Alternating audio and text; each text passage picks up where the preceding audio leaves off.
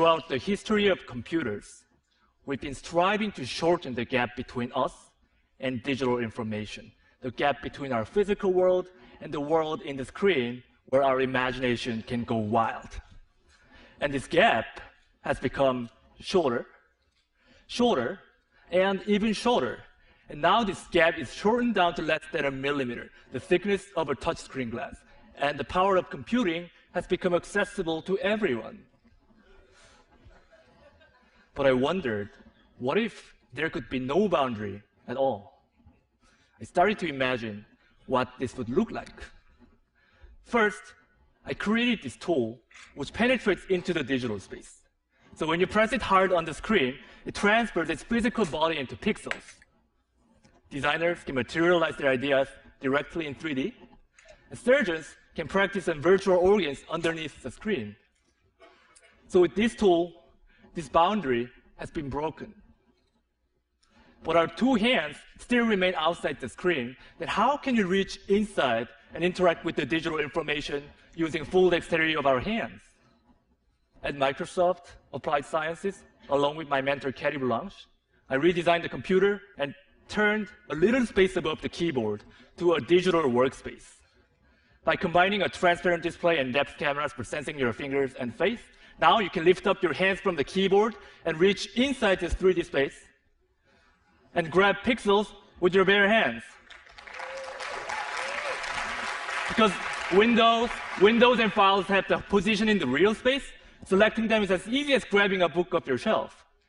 Then you can flip through this book while highlighting the lines, words on the virtual touchpad below each floating window.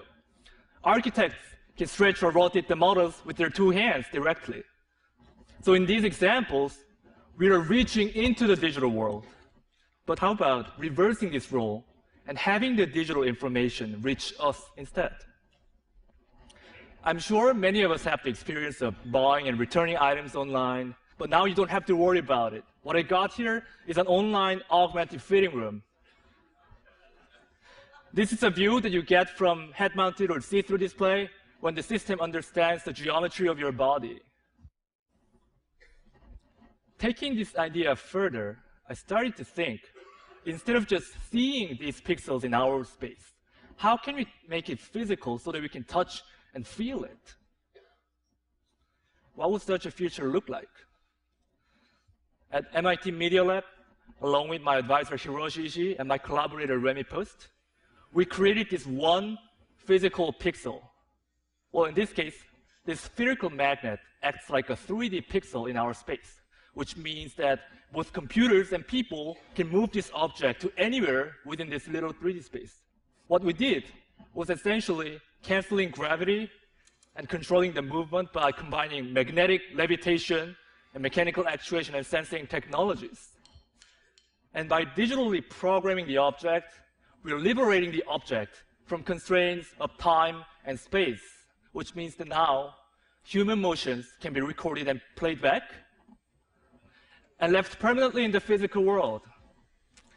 So choreography can be taught physically over distance, and Michael Jordan's famous shooting can be replicated over and over as a physical reality. Students can use this as a tool to learn about the complex concepts such as the planetary motion, physics. And unlike computer screens or textbooks, this is a real, tangible experience that you can touch and feel, and it's very powerful. And what's more exciting than just turning what's currently in the computer physical is to start imagining how programming the world will alter even our daily physical activities.